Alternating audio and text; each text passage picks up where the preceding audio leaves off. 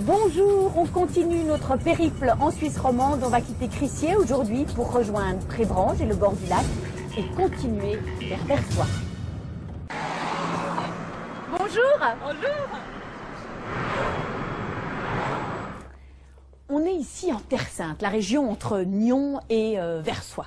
Vous savez pourquoi on l'appelle comme ça? Eh bien, il y a plusieurs explications. La première proviendrait d'un groupe de scouts au siècle dernier qui aurait pris comme nom Terre Sainte alors qu'ils habitaient ici. La deuxième explication proviendrait du Moyen-Âge. L'église de Communic, qui est ici, juste derrière moi, regroupait plusieurs villages. Et surtout, à son époque, le cimetière était beaucoup plus grand.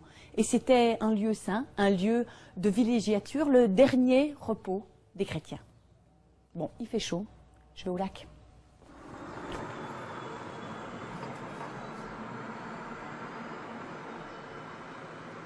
Voilà le lac.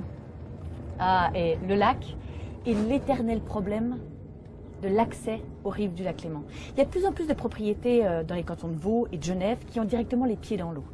Et l'association Rives Publiques se bat pour qu'on rende les rives aux citoyens. État des lieux avec Aurore Chéry. Le privilège d'une plage privée sur le Léman. Voilà ce dont bénéficie cette famille depuis plus de 20 ans au Creux de Gentot à Genève. Un véritable havre de paix que la propriétaire des lieux n'est pas franchement prête à partager. Alors je comprends bien que c'est agréable de se promener au bord du lac, par contre je serais la première à avoir assez envie de le faire, mais en tant que propriétaire, non, on a toujours été défavorable. Et puis bon, c'est désagréable, c'est vrai quand on est sur notre terrasse, voir des gens qui passent tout près dans notre jardin, mais c'est surtout la discipline, parce que les gens passent, ils s'arrêtent, s'ils passent furtivement, ça va, il arrive que des gens passent en vitesse, on les laisse passer. Mais je pense que si c'était vraiment libre, les gens ils commenceraient à s'arrêter. Donc les gens rentrent dans notre propriété.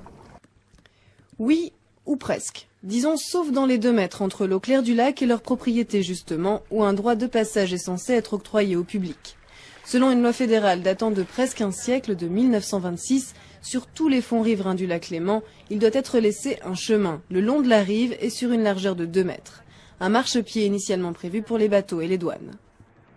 Mais nul besoin de parcourir un très long trajet pour réaliser que rares sont les propriétaires qui se sentent concernés par cette loi.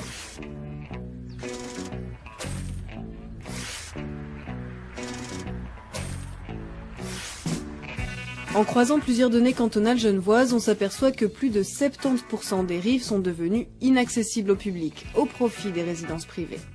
Et ça énerve franchement les membres de l'association Rives Publiques. Après avoir sauvagement arraché une barrière donnant sur la plage de la Bécassine à Versoix, ils obtiennent gain de cause au tribunal fédéral en mai dernier. La clôture de ce propriétaire était illégale. Rives Publiques dénonce une volonté de fermer les yeux sur la situation. Vu que ça se fait et que c'est comme ça partout, la question n'est même pas présente à mon avis. Voilà, il y a une espèce de laisser-faire du côté de l'État, une mollesse au niveau politique qui fait que on laisse faire. Comme ce sont de riches contribuables, grosso modo, ils ont tous les droits. Sur le canton de Vaud, on a aussi pris le taureau par les cornes. À Gland, on est même allé jusqu'au référendum. En 2012, les habitants formulent le souhait d'un accès public au bord du lac longeant la commune. Fort de cette volonté populaire, un crédit de plus d'1 million vient d'être voté par le conseil municipal pour créer 310 mètres de chemin supplémentaires, 3600 francs le mètre. Un investissement nécessaire pour rendre les rives aux citoyens. C'est une attente très forte, effectivement, mais c'est une attente où il faudra effectivement trouver des équilibres de façon à respecter un maximum de paramètres, à la fois l'intérêt de la population, l'intérêt des propriétaires. Parfois, il y aura des zones peut-être à éviter parce qu'elles sont d'importance nationale au niveau de la nidification, au niveau des espèces rares. Donc, je pense qu'on peut trouver un compromis qui serait acceptable pour tout le monde.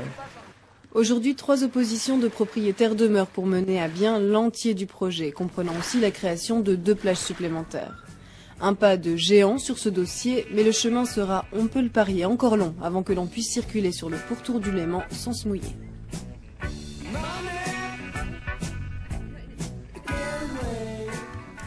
Bonjour Victor von Wartburg. Bonjour madame. Alors vous êtes le président de l'association Rives Publiques. Alors une petite correction par rapport au reportage. C'est pas le tribunal fédéral qui vous a donné raison, mais le Conseil d'État genevois. Correct. Voilà. Ça fait combien de temps que vous vous battez, vous, pour ces rives, que ces rives soient publiques? 10 ans. 10 ans. D'âpres combats?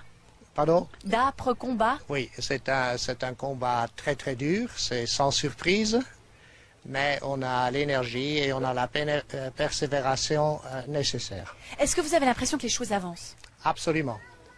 Surtout depuis nos interventions coups de poing, on peut les appeler, l'année passée. Depuis là, les autorités bougent. Et c'était le but. Mais est-ce que vous comprenez quand même les riches propriétaires qui achètent des villas les pieds dans l'eau, qui n'ont pas forcément envie de voir les gens chez eux? Non, on les comprend pas parce que tout le monde sait que les eaux suisses sont publiques. Donc si quelqu'un veut être totalement secrètement chez lui, il n'achète pas une propriété au bord du domaine public. Mais que les autorités aient des problèmes à faire pression sur ces riches contribuables, ça vous... Oui, c'est comme, pas seulement en Suisse, partout dans ce monde, c'est l'argent qui dirige le monde. Et là, de nouveau, c'est une raison d'argent. C'est les autorités, malheureusement, ils défendent les intérêts de moins qu'1% de la population pour des raisons d'argent, d'impôts, etc. Mais vous, vos solutions, c'est quoi alors? Nos solutions, c'est d'abord, on ne peut pas fâcher plus que 99% de la population, c'est inadmissible. Les solutions sont que les lois existantes sont respectées. Nous avons, le législateur a prévu que les eaux suisses font partie du domaine public. Le Code civil suisse dit clairement que, sauf preuve du contraire, il n'y a pas de propriété privée sur les rives de nos eaux. Donc il faut faire appliquer la loi. Absolument, il faut appliquer les lois existantes. Je vous remercie beaucoup et puis bonne chance pour votre combat. Merci madame. Voilà, c'est la fin de cette émission.